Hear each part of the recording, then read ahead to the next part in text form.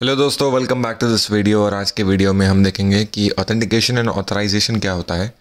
Authentication का definition है कि द प्रोसेस ऑफ वेरीफाइंग और confirming an identity is called authentication. कोई भी आइडेंटिटी को अगर कोई रिसोर्स वेरीफाई करता है, कंफर्म करता है कि ये आइडेंटिटी सही है या फिर लेजिटिमेट है, तो उस वेरिफिकेशन के या फिर उस कंफर्मेशन के प्रोसेस को ऑथेंटिकेशन कहा जाता है। हमारे डायग्राम के हिसाब से ये एक यूज़र है टॉम, और इसको ये सर्वर जो है यहाँ पे उसको एक्सेस करना है। अभी टॉम को जब वो सर्वर एक्सेस करना है तो टॉम पहले रिक्वेस्ट भेजता है सर्वर को एक्सेस करने के लिए। तो सर्वर क्या कहता है कि मुझे प्रूव करो कि तुम टॉम हो या फिर तुम एक लेजिटिमेट यूज़र हो।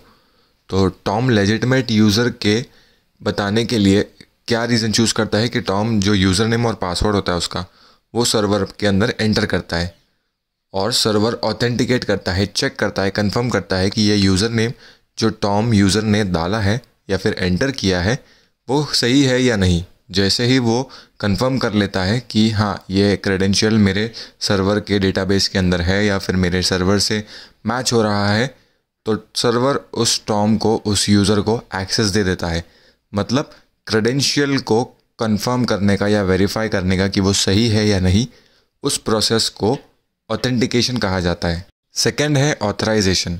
ऑथराइजेशन का मतलब यह है कि process of ensuring that only authenticated identity, मतलब ये इंश्योर करना या फिर ये गारंटी करना कि जो ऑथेंटिकेटेड, मतलब जो टॉम का जो यूज़र नेम एंड पासवर्ड है वो प्रॉपरली ऑथेंटिकेट हुआ है या नहीं, उस यूज़र को एक्सेस है कि नहीं, उस यूज़र नेम और पासवर्ड को जो वो सर्वर को एक्सेस करने जा रहा है उसको एक्सेस है या नहीं, जो एक एडमिनिस्ट्रेटर ने या फिर वो सर्वर ओनर ने या फिर वो रिसोर्स ओनर ने दिया होगा टॉम को, तो उस प्रोसेस को ऑथराइजेशन कहा जाता है।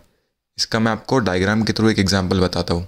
हमारे पास एक यूज़र है टॉम, जिसके पास अपना एक क्रेडेंशियल है इस सर्वर को एक्सेस करने के लिए। अभी टॉम ने जब user name and password enter किया सर्वर को एक्सेस करने के लिए, तो पहले वो ऑथराइजेशन सर्वर के पास जाएगा कि ये टॉम ने जो क्रेडेंशियल एंटर किया है वो करेक्ट है। वो तो ऑथेंटिकेशन में हो गया था, लेकिन ये जो ऑथराइजेशन सर्वर है ये चेक करेगा कि इस यूज़र नेम एंड पासवर्ड को इस सर्वर पे एक्सेस है कि नहीं।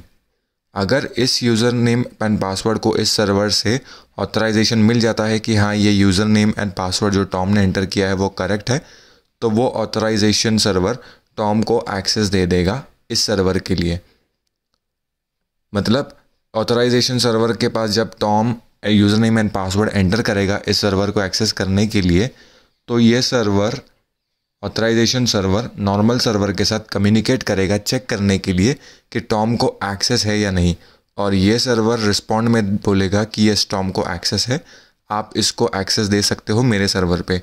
तो फिर टॉम को एक्सेस ग्रांट होगा और टॉम एक्सेस कर पाएगा सर्वर को। तो ऑथराइजेशन का सिंपल फंक्शन यही है कि ऑथराइजेशन चेक करना कि जो भी यूज़र क्रेडेंशियल्स एंटर कर रहा है उस क्रेडेंशियल को लेजिटिमेट रिसोर्स पे या फिर जो भी रिसोर्स पे उसको एक्सेस करना है उसको एक्सेस है या नहीं, जो सर्वर ओनर ने या फिर एडमिन ने उसको एक्सेस दिया होगा। तो ये काम ऑथराइजेशन का होता है। मैं वापस से समराइज़ कर देता हूँ।